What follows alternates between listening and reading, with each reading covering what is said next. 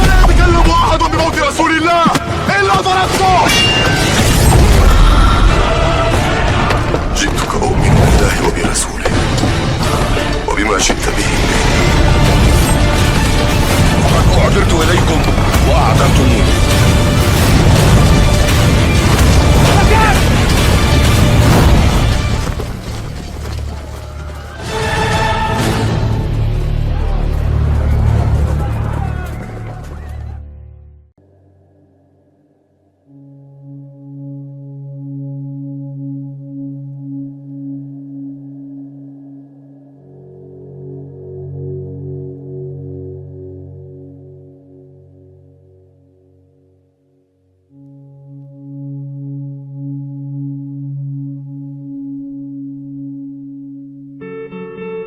Pada suatu hari, di tengah lingkaran para sahabat yang selalu haus akan ilmu dan petunjuk, Rasulullah duduk dengan penuh kewibawaan. Angin padang pasir yang berhembus lembut tak mampu mengusik keheningan saat sang Nabi membuka pembicaraan yang membuat para sahabat menegakkan tubuh mereka, menajamkan telinga, dan menahan napas. Dengan nada suara yang tenang namun dalam, Rasulullah mulai menceritakan tentang suatu masa yang akan datang. Masa penuh fitnah, di mana dunia akan dipenuhi dengan kezaliman dan kerusakan. Lalu, beliau Rasulullah menyebutkan tentang seorang pemimpin yang akan muncul dari keturunan beliau sendiri, seorang lelaki saleh, pembawa keadilan, yang akan mengembalikan cahaya Islam ke seluruh penjuru bumi. Dialah Al-Mahdi. Dia adalah keturunan dari cucuku, Hasan, sabda Rasulullah. Namanya seperti namaku, dan nama ayahnya seperti nama ayahku.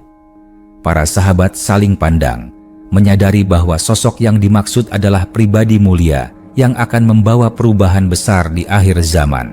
Rasulullah melanjutkan, menggambarkan bagaimana Imam Mahdi akan muncul ketika umat manusia dalam keadaan kacau, ketika penindasan dan kerusakan telah merajalela. Akan terjadi gempa bumi, peperangan, dan fitnah yang membuat orang-orang kehilangan harapan. Tapi, kemunculan Imam Mahdi akan menjadi cahaya di tengah gelapnya zaman. Di bawah kepemimpinannya, kaum muslimin akan bersatu kembali. Dia akan menegakkan keadilan sebagaimana Rasulullah menegakkannya di masa awal Islam. Tidak akan ada lagi penindasan. Harta akan dibagikan secara adil, hingga tidak ada seorang pun yang merasa kekurangan. Namun, kisah itu tidak berhenti di situ. Rasulullah mengungkapkan bahwa di masa kepemimpinan Imam Mahdi akan muncul dua ancaman besar, Dajjal dan Ya'juj Ma'juj.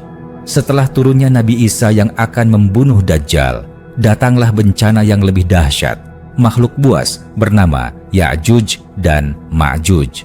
Mereka adalah dua bangsa kuat yang dahulu dikurung oleh Zulkarnain di balik dinding besi yang besar. Namun di akhir zaman, mereka akan dibebaskan oleh izin Allah Subhanahu wa Ta'ala. Jumlah mereka sangat banyak, sabda Rasulullah, hingga jika mereka melewati sebuah danau, maka mereka akan menghabiskan airnya. Para sahabat terperangah membayangkan betapa dahsyatnya kekuatan dan jumlah mereka. Ya'juj dan Ma'juj akan menyebar di seluruh bumi, menghancurkan segala yang dilewati, memakan apa saja, dan membunuh siapa saja yang menghalangi. Tidak ada satu kekuatan pun yang mampu menahan mereka. Imam Mahdi dan para pengikutnya bersama Nabi Isa akan berlindung di gunung-gunung. Mereka berdoa, memohon pertolongan Allah Subhanahu wa Ta'ala.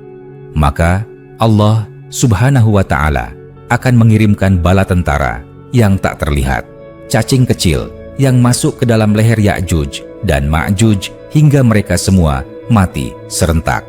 Setelah itu, bumi akan dipenuhi dengan bau bangkai mereka. Dan kembali Nabi Isa memohon kepada Allah Subhanahu wa Ta'ala. Lalu Allah Subhanahu wa Ta'ala akan mengirimkan hujan deras yang membersihkan bumi dari jasad dan bau busuk mereka, menjadikan bumi kembali bersih, subur, dan damai. Rasulullah menatap para sahabatnya satu persatu. Wajah mereka terlihat tertegun dan penuh renungan. "Wahai sahabat-sahabatku," ujar beliau, semoga kalian tidak menjumpai masa itu, tapi sampaikanlah kisah ini kepada umat setelah kalian, agar mereka tahu dan bersiap." Dengan hati yang bergetar, para sahabat mengangguk. Kisah itu mereka simpan dalam dada, dan kelak mereka sampaikan kepada generasi setelah mereka, hingga kisah Imam Mahdi dan pertempurannya melawan Ya'juj Ma'juj tetap hidup dalam hati kaum muslimin sebagai peringatan dan peneguh iman di masa penuh ujian. Pada suatu hari, di tengah lingkaran para sahabat yang selalu haus akan ilmu dan petunjuk, Rasulullah duduk dengan penuh kewibawaan. Angin padang pasir yang berhembus lembut tak mampu mengusik keheningan saat sang Nabi membuka pembicaraan yang membuat para sahabat menegakkan tubuh mereka, menajamkan telinga, dan menahan napas. Dengan nada suara yang tenang namun dalam, Rasulullah mulai menceritakan tentang suatu masa yang akan datang. Masa penuh fitnah, di mana dunia akan dipenuhi dengan kezaliman dan kerusakan. Lalu, beliau Rasulullah menyebutkan tentang seorang pemimpin yang akan muncul dari keturunan beliau sendiri. Seorang lelaki saleh, pembawa keadilan yang akan mengembalikan cahaya Islam ke seluruh penjuru bumi. Dialah Al-Mahdi. Dia adalah keturunan dari cucuku, Hasan, sabda Rasulullah. Namanya seperti namaku, dan nama ayahnya seperti nama ayahku. Para sahabat saling pandang, menyadari bahwa sosok yang dimaksud adalah pribadi mulia yang akan membawa perubahan besar di akhir zaman. Rasulullah melanjutkan, menggambarkan bagaimana Imam Mahdi akan muncul ketika umat manusia dalam keadaan kacau, ketika penindasan dan kerusakan telah merajalela. Akan terjadi gempa bumi, peperangan, dan fitnah yang membuat orang-orang kehilangan harapan.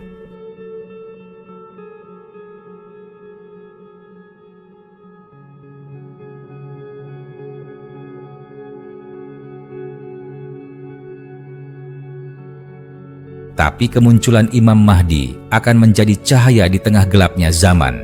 Di bawah kepemimpinannya, kaum muslimin akan bersatu kembali.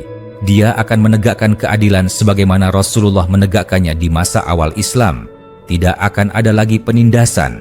Harta akan dibagikan secara adil, hingga tidak ada seorang pun yang merasa kekurangan. Namun, kisah itu tidak berhenti di situ. Rasulullah mengungkapkan bahwa di masa kepemimpinan Imam Mahdi akan muncul dua ancaman besar, Dajjal dan Ya'juj Ma'juj. Setelah turunnya Nabi Isa yang akan membunuh Dajjal, datanglah bencana yang lebih dahsyat, makhluk buas bernama Ya'juj dan Ma'juj.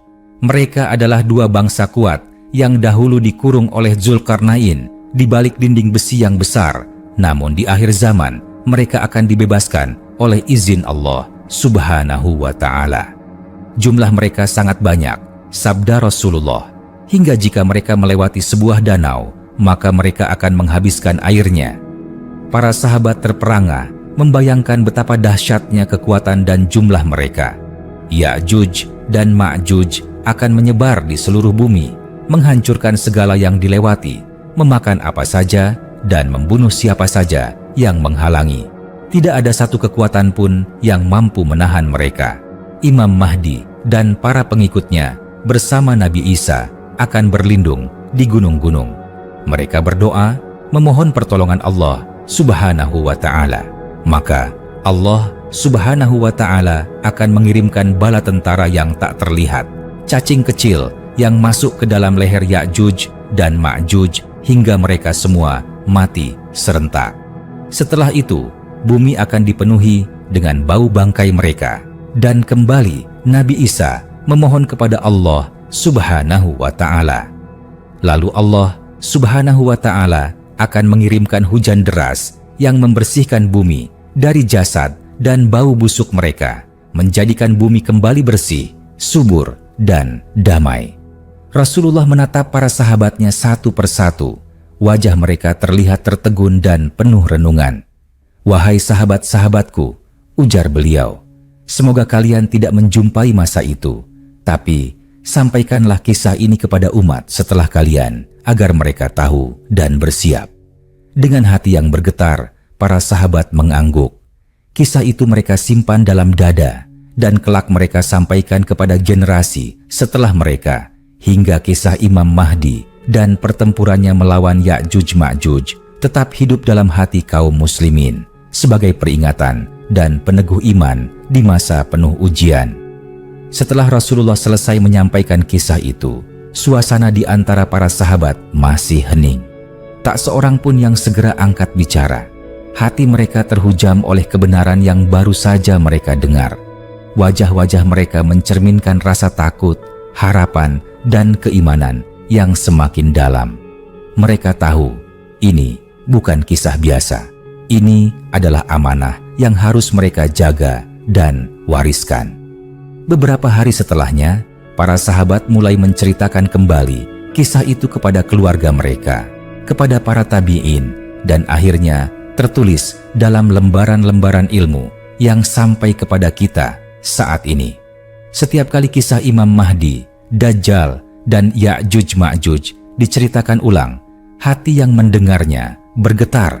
Karena ini bukan fiksi, ini adalah bagian dari takdir akhir zaman yang dijanjikan. Imam Mahdi dalam cerita Rasulullah bukan hanya seorang pemimpin politik, ia adalah simbol kebangkitan spiritual umat. Ia datang bukan hanya membawa keadilan, tetapi juga menghidupkan kembali syariat yang sudah lama dilupakan. Salat akan ditegakkan kembali. Al-Quran akan menjadi pedoman hidup, bukan sekadar bacaan. Kebenaran akan kembali menjadi standar kehidupan, bukan sekadar kata-kata. Sementara itu, kedatangan Ya'juj dan Ma'juj menjadi puncak dari kengerian akhir zaman. Mereka bukan hanya bangsa buas, tetapi juga simbol dari kekuatan liar yang tak terkendali. Mereka melambangkan kehancuran yang tidak bisa dicegah dengan kekuatan duniawi. Hanya Allah Subhanahu wa Ta'ala yang bisa menghentikan mereka. Dan pelajaran paling besar dari kisah mereka adalah ketika dunia berada di puncak kegelapan, hanya doa, iman, dan pertolongan Allah Subhanahu wa Ta'ala yang bisa menyelamatkan. Rasulullah juga mengajarkan kepada para sahabat agar selalu memohon perlindungan dari fitnah akhir zaman dalam setiap doa mereka. Sebelum salam, berdoalah, kata beliau, memohon perlindungan dari siksa kubur, dari Dajjal, dari fitnah hidup dan mati, dan dari azab neraka. Generasi demi generasi setelah sahabat terus menjaga doa ini. Umat Islam terus mengajarkan kepada anak-anak mereka bahwa dunia ini bukan tempat tinggal abadi, bahwa akan datang masa-masa sulit, tapi juga masa kemenangan bagi yang berpegang pada iman. Dan hari ini, kita hidup di masa yang sudah mendekati apa yang diceritakan oleh Rasulullah. Dunia penuh dengan ketidakadilan. Kebenaran sering diputarbalikkan. Fitnah tersebar luas. Namun di tengah semuanya itu, kisah tentang Imam Mahdi dan pertolongan Allah Subhanahu wa Ta'ala terhadap umatnya menjadi harapan yang tak pernah padam.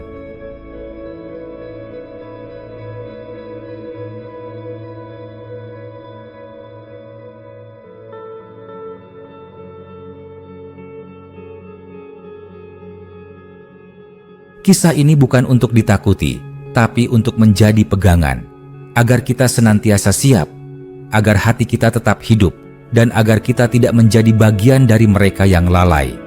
Karena kemenangan itu dijanjikan, bukan untuk yang kuat, tapi untuk yang sabar dan beriman. Waktu terus bergulir, dan kisah tentang Imam Mahdi, serta datangnya Ya'juj dan Ma'juj terus mengalir dari hati ke hati. Di setiap majelis ilmu, para ulama menuturkannya dengan penuh kehati-hatian. Mereka tahu, ini bukan sekadar kisah akhir zaman, tetapi petunjuk yang harus menjadi pegangan di saat dunia kian gelap. Rasulullah pernah bersabda bahwa sebelum munculnya Imam Mahdi, dunia akan dilanda kekacauan besar. Akan terjadi banyak peperangan, perselisihan antar bangsa, dan manusia saling menumpahkan darah demi kekuasaan.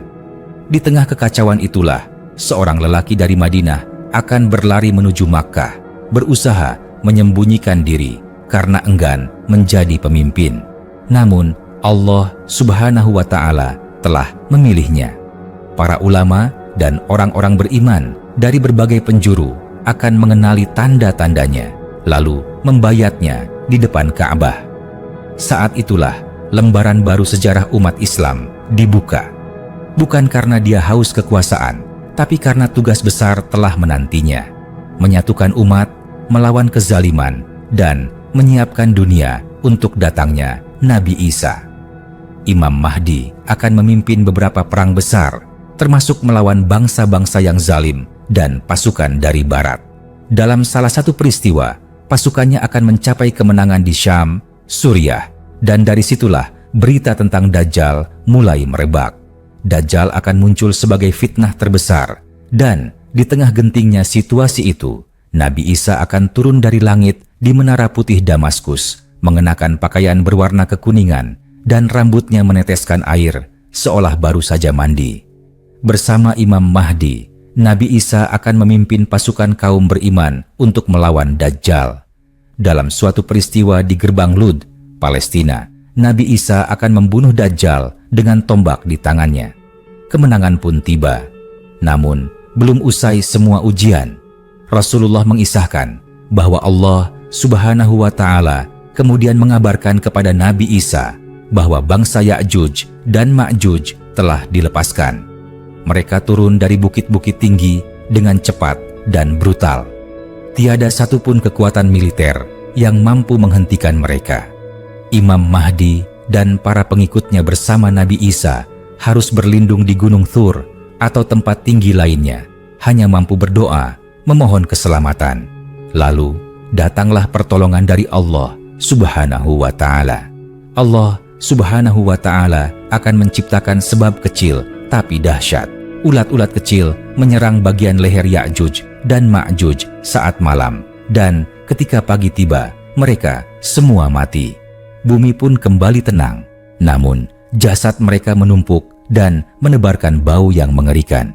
Maka Nabi Isa memohon lagi kepada Allah Subhanahu wa Ta'ala, dan Allah Subhanahu wa Ta'ala mengirimkan hujan lebat yang membersihkan bumi sepenuhnya.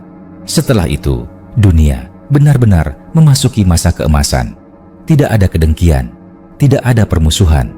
Manusia hidup dalam harmoni. Seekor singa akan berjalan berdampingan dengan anak kambing. Anak-anak bermain dengan ular tanpa takut. Setiap orang hidup dengan rasa aman dan cukup. Itulah masa yang disebut Rasulullah sebagai salah satu puncak nikmat dunia.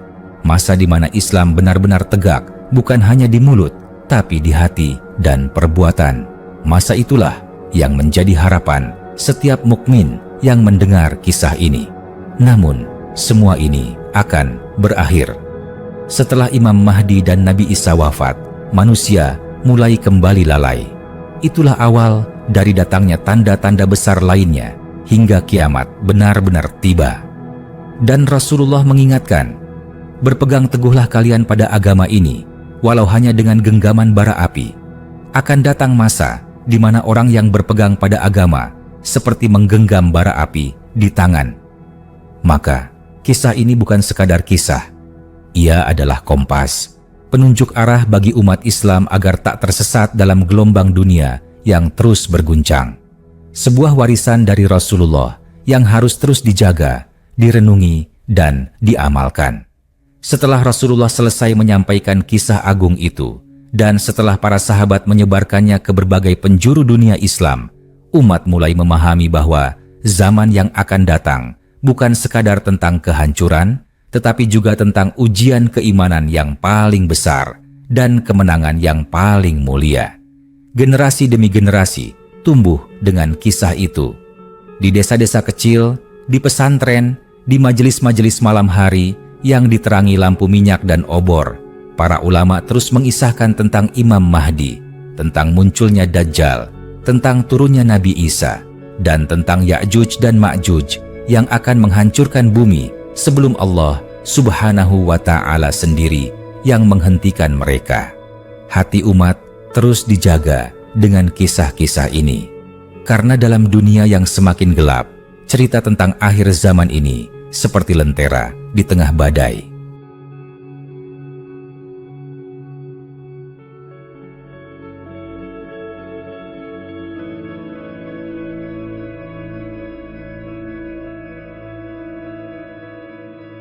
Ia membuat manusia sadar bahwa kehidupan ini bukanlah permainan semata, bahwa akan datang suatu masa di mana segala kemegahan dunia akan runtuh dan hanya iman yang menjadi penyelamat. Imam Mahdi tidak dikenal karena kekuatan senjatanya. Ia dikenal karena ketulusan, ketakwaan, dan keadilan yang ia tegakkan. Di tengah zaman penuh tipu daya, ia muncul sebagai pemimpin yang tidak mencintai dunia, tapi mencintai kebenaran. Ketika dunia dipenuhi dengan pemimpin yang menindas, Imam Mahdi akan menjadi pembeda, sosok yang melayani rakyat, bukan menguasainya. Dan ketika Ya'juj dan Ma'juj keluar dari balik dinding besi yang dibangun oleh Dzulkarnain, itu menjadi pertanda bahwa fitnah telah mencapai puncaknya. Mereka akan meluluhlantakan negeri-negeri, melewati sungai-sungai hingga airnya habis, dan memakan segala yang bisa mereka temui. Tidak ada teknologi, pasukan militer, atau kekuatan dunia manapun yang mampu menghentikan mereka. Semua lari, semua berlindung, hanya langit tempat bergantung. Dalam persembunyian itulah Imam Mahdi dan Nabi Isa memimpin umat dalam doa-doa panjang. Doa-doa dari orang-orang yang hatinya bersih, yang imannya tak digoyangkan oleh kegentingan. Dan Allah Subhanahu wa Ta'ala mendengar doa itu, sebagaimana Dia selalu mendengar doa hambanya yang beriman. Maka datanglah pertolongan dalam bentuk yang tak terduga, serangga kecil yang menghentikan pasukan besar. Kematian Ya'juj dan Ma'juj adalah bukti bahwa kekuatan terbesar sekalipun tidak berdaya di hadapan kehendak Allah Subhanahu wa Ta'ala. Ia juga menjadi pelajaran bagi umat manusia bahwa tak ada makhluk sehebat apapun yang bisa hidup tanpa izinnya. Setelah itu, dunia seakan diberi napas baru, masa damai yang disebut sebagai masa keberkahan. Masa di mana satu buah delima cukup untuk memberi makan satu keluarga. Masa di mana sebatang pohon bisa menaungi belasan orang. Masa di mana hati manusia kembali bersih, kembali mencintai kebaikan, kembali kepada fitrah. Tapi Rasulullah memperingatkan, masa itu pun akan berlalu. Setelah wafatnya Nabi Isa dan Imam Mahdi, umat manusia akan perlahan mulai lupa. Salat akan mulai ditinggalkan, Al-Quran akan ditinggalkan sebagai bacaan hiasan saja. Maka Allah Subhanahu wa Ta'ala akan mencabut ruh orang-orang beriman dengan hembusan angin lembut. Lalu tinggallah di muka bumi manusia-manusia yang tak mengenal Allah Subhanahu wa Ta'ala. Disitulah kiamat akan datang, tiba-tiba, tak bisa ditunda, dan tak akan ada lagi kesempatan bertobat. Maka, kisah ini bukan hanya untuk diceritakan. Ia adalah peringatan, petunjuk, dan cahaya, agar umat senantiasa waspada, agar kita menjaga iman, agar kita mendidik anak-anak kita dengan nilai kebenaran, agar kita tak goyah ketika dunia terguncang. Karena siapa tahu, kita adalah generasi yang akan menyaksikan semua itu. Atau mungkin anak-anak kita. Dan siapa yang menanam keimanan hari ini akan menuai keselamatan di hari penuh kegelapan itu. Setelah kisah itu menancap dalam jiwa umat, muncullah generasi-generasi yang hidup dengan semangat menanti dan mempersiapkan diri. Mereka tahu bahwa Imam Mahdi bukanlah mitos. Ia adalah janji Allah Subhanahu wa Ta'ala yang pasti akan ditepati. Dan fitnah-fitnah akhir zaman bukanlah dongeng, tapi realita masa depan yang akan datang dengan segala kedahsyatannya. Dalam sunyi malam, para ulama dan orang-orang saleh menangis memohon agar dijauhkan dari fitnah Dajjal, agar tidak hidup di zaman Ya'juj dan Ma'juj. Dan jikapun mereka harus hidup di masa itu, mereka memohon agar diberi kekuatan iman seperti para sahabat Rasulullah yang pertama. Imam Mahdi bukan saja akan membenahi kekacauan dunia Islam, tapi ia juga akan menyatukan hati yang tercerai-berai. Bangsa-bangsa Muslim yang selama ini saling berperang karena fanatisme golongan, karena perebutan kekuasaan dan ambisi dunia, akan tunduk di bawah satu panji. Panji kebenaran yang dijanjikan. Dan ia tak membawa itu sendiri, tapi dibersamai oleh Nabi Isa, sang Nabi yang akan turun dari langit, bukan membawa syariat baru, melainkan meneguhkan syariat terakhir, Islam. Imam Mahdi dan Nabi Isa akan membenahi kembali bumi. Mereka akan menghancurkan salib-salib, membunuh babi yang menjadi simbol pelanggaran hukum, dan menghapus jizyah karena Islam akan tegak sebagai satu-satunya agama. Dunia akan kembali kepada kemurnian tauhid, sebuah masa emas yang pernah ada di zaman Rasulullah dan akan kembali bersinar menjelang akhir dunia. Namun, semua keindahan itu adalah hadiah setelah ujian berat, dan itulah pesan besar dari kisah ini. Sebelum kemenangan datang, akan ada badai. Sebelum keadilan tegak, akan ada penindasan. Sebelum Ya'juj dan Ma'juj binasa, mereka akan membuat bumi bergetar ketakutan. Kita semua adalah bagian dari rantai umat yang mewarisi kisah ini. Entah sebagai generasi yang akan menyaksikan langsung, atau generasi yang menanamkan benih iman kepada keturunannya yang kelak akan menghadapinya. Maka, kita tidak bisa duduk diam.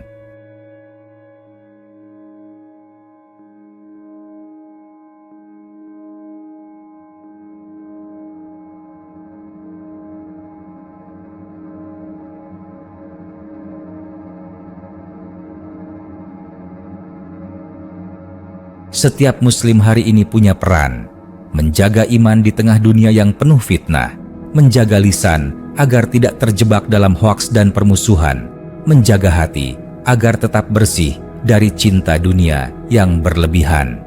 Karena ketika Imam Mahdi datang, yang beliau cari bukan orang-orang pandai, bukan orang-orang kuat, tapi orang-orang yang hatinya penuh iman dan kesetiaan kepada Allah Subhanahu wa Ta'ala dan Rasul-Nya. Rasulullah telah memberikan kita panduan dalam sabdanya, dalam kisahnya, dalam peringatan dan doanya. Maka, barang siapa yang ingin selamat, hendaklah ia berpegang teguh pada agama ini, walau sulit, walau dipandang aneh, walau hidup di tengah mayoritas yang mulai meninggalkan ajaran Allah Subhanahu wa Ta'ala. Akhir zaman bukan sekadar kisah tentang kehancuran, ia juga adalah kisah tentang harapan, tentang janji kemenangan bagi orang-orang beriman. Ia adalah tanda bahwa Allah Subhanahu wa Ta'ala tidak meninggalkan hambanya. Ia menunjukkan bahwa keadilan akan kembali dan bahwa bumi ini akan ditutup dengan kebenaran sebagaimana ia pernah dibuka oleh kebenaran. Dan ketika semua telah selesai, ketika Imam Mahdi telah wafat, ketika Nabi Isa telah kembali ke sisi Allah Subhanahu wa Ta'ala, ketika bumi kembali sunyi dari cahaya iman, maka Allah Subhanahu wa Ta'ala akan mengakhiri dunia ini dengan gemuruh dahsyat. Itulah saat yang tak bisa ditunda. Saat di mana amal menjadi satu-satunya penyelamat. Saat di mana setiap manusia berdiri sendiri di hadapan Tuhannya. Semoga Allah Subhanahu wa Ta'ala menjadikan kita bagian dari orang-orang yang tetap teguh dan diberi kesempatan untuk menyaksikan kebenaran di tengah gelapnya zaman. Setelah masa kejayaan Islam yang dibimbing oleh Imam Mahdi dan Nabi Isa alaihissalam itu berakhir, waktu terus melangkah mendekati ketetapan Allah Subhanahu wa Ta'ala yang tak bisa dihindari, hari kiamat. Rasulullah mengisyaratkan, setelah wafatnya kedua pemimpin mulia itu, dunia akan perlahan kembali kepada fitrah manusia yang lemah. Umat yang sebelumnya hidup dalam keberkahan mulai terlena. Syariat yang tegak mulai ditinggalkan dan perlahan cahaya iman di bumi mulai padam. Inilah masa-masa terakhir sebelum tirai kehidupan dunia benar-benar ditutup. Allah Subhanahu wa Ta'ala dengan segala rahmatnya tidak membiarkan orang-orang beriman mengalami kengerian kiamat. Maka dikirimkanlah angin lembut dari arah Yaman yang akan menyapu wajah-wajah dan dada setiap mukmin. Tidak terasa, namun menenangkan. Angin itu mencabut nyawa mereka dengan tenang, sebagaimana seorang yang tertidur dalam damai. Sehingga yang tertinggal di bumi hanyalah manusia-manusia fasik, penuh maksiat, yang tidak mengenal lagi nama Allah Subhanahu wa Ta'ala. Di tangan mereka, bumi kembali rusak, dosa merajalela, dan keadilan sirna. Disinilah dunia benar-benar kehilangan makna. Lalu Rasulullah bersabda bahwa kiamat akan datang kepada manusia paling buruk, seperti hewan-hewan liar. Ketika tidak ada lagi orang yang mengatakan Allah Subhanahu wa Ta'ala, Allah Subhanahu wa Ta'ala, saat itulah sangkakala ditiup oleh malaikat Israfil mengguncang seluruh jagat raya. Langit terbelah, bintang-bintang beterbangan, gunung-gunung beterbangan seperti kapas, laut meluap, bumi diguncangkan tanpa henti. Semua makhluk binasa. Setelah itu, datanglah fase akhir dari seluruh perjalanan ini. Yaumul Ba'ats, hari dibangkitkannya manusia. Yaumul Hisab, hari perhitungan amal. Jembatan Syirat, mizan, timbangan amal, telaga Kautsar, dan akhirnya surga atau neraka. Di hari itu, semua manusia akan berkumpul, dari Nabi Adam sampai manusia terakhir. Semua nabi akan ditanya tentang risalahnya. Dan Rasulullah Muhammad Rasulullah, sang pemimpin para nabi, akan menjadi satu-satunya yang mendapat izin untuk memberi syafaat agung. Umat beliau yang tetap berpegang teguh kepada ajaran beliau hingga akhir hayat akan mendapat naungan dan keselamatan. Tapi bagi yang berpaling, yang mencampakkan ajaran Islam demi dunia, mereka akan terhimpit oleh dosa-dosa mereka sendiri. Kisah Imam Mahdi, Dajjal, Ya'juj dan Ma'juj, serta segala peristiwa akhir zaman bukanlah sekadar pelajaran sejarah masa depan. Ia adalah pengingat bahwa hidup ini adalah perjalanan menuju pertemuan dengan Allah Subhanahu wa Ta'ala. Dan setiap keputusan yang kita ambil hari ini akan menentukan nasib kita kelak. Rasulullah menutup kisahnya dengan doa, "Ya Allah Subhanahu wa Ta'ala, tetapkanlah hati kami di atas agamamu. Lindungilah kami dari fitnah Dajjal, dari Ya'juj dan Ma'juj, dari kubur yang gelap, dari hari yang amat berat." Doa ini pun diwariskan oleh para sahabat dan menjadi bekal setiap muslim hingga kini. Maka siapapun kita hari ini, entah masih muda atau sudah tua, entah banyak dosa atau baru belajar, selagi napas masih ada kesempatan untuk kembali. Kisah ini adalah panggilan, bukan ancaman. Ia adalah ajakan lembut dari Rasulullah kepada umatnya untuk bersiap, untuk bertakwa, dan untuk mencintai akhirat lebih dari dunia.